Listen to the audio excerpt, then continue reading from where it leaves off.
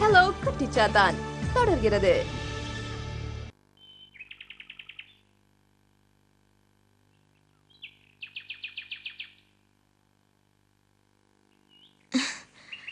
எம்எல்ஏவை இன்னும் காணுமே. ஒருவேளை அவரு நம்மளை ஏமாத்துறதுக்காக வரேன்னு சொல்லிருப்பாரோ? வந்துருவாரு. சாதாரண ஆளா அவரு வராம எங்க போறாரு? 15,000 சும்மா வர விஷயமாச்சே. என்ன வேலை இருந்தாலும் தள்ளி வச்சுட்டு வருவாரு. இதோ வந்துட்டாரு.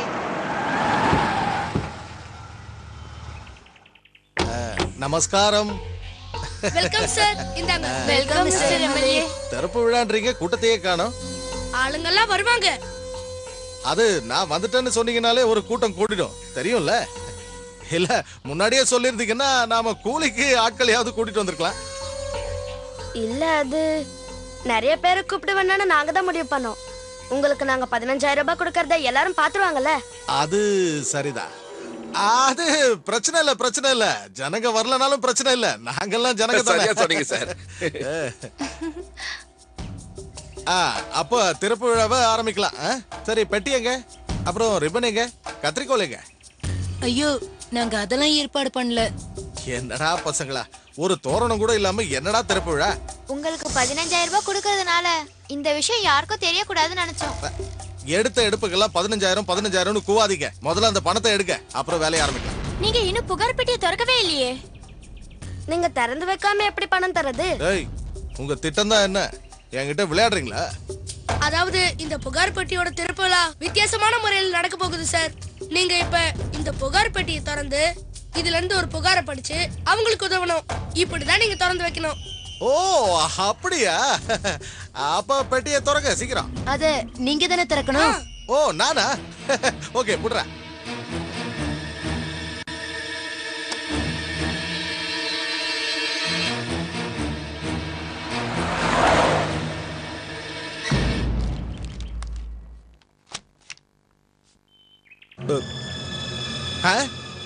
என்னடா இது? இதான் நீங்க தீர்த்து வைக்க வேண்டிய முதல் பிரச்சனை. என்ன? புகார் கொடுத்தவங்க இதோ இங்கே இருக்காங்க.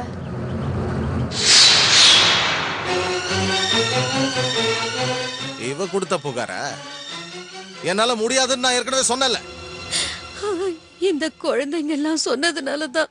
இந்த சின்ன பசங்க சொன்னாங்கன்னு இஷ்டத்துக்கு ஆடுவியா? இவங்களை மிரட்டதுக்காக நாங்க உங்களை கூப்பிடல. இவங்க பிரச்சனையை நீங்க தீர்த்து வைக்கணும். ஓஹோ, உன் இஷ்டத்துக்கு என்ன ஆட்டி வைக்கலான்னு பாக்குறியா?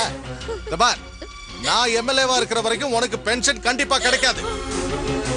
அப்படி எல்லாம் உறுதியா சொல்லாதீங்க சார். ஒரு வேலை கிடைச்சிருச்சுனா உங்களால முடிஞ்சதை பண்ணுங்கடா, பார்க்கலாம். ஓ, பார்க்கலாமே. சரி, போங்க. புகாரு மண்ணா கட்டி வாங்கடா.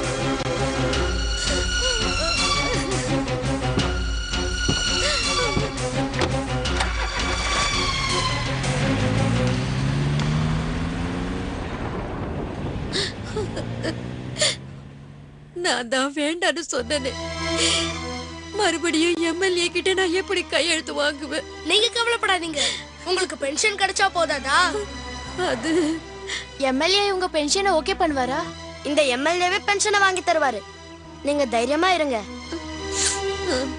அது எப்படி நடக்கும்? நடக்கும். அதுக்கு நாம கொஞ்சம் தூரம் நடக்கணும். முன்னாடி இல்ல, பின்னாடி.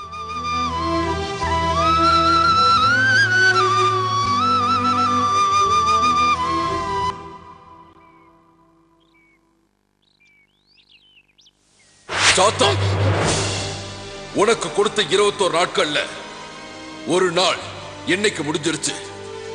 இன்னும் 20 நாட்கள் இருக்கு. அதுக்குள்ள அந்த ஐஸ்வர்ய சூடாமணியை கண்டுபிடிச்சு ஆகாயத்துக்கு கொண்டு வந்து சேர்க்கணும்.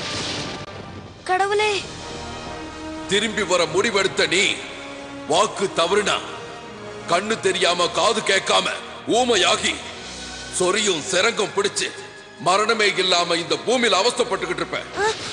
ஞாபகம் இருக்கட்டும், இன்னும் உனக்கு 20 நாட்கள் மட்டும்தான் இருக்கு.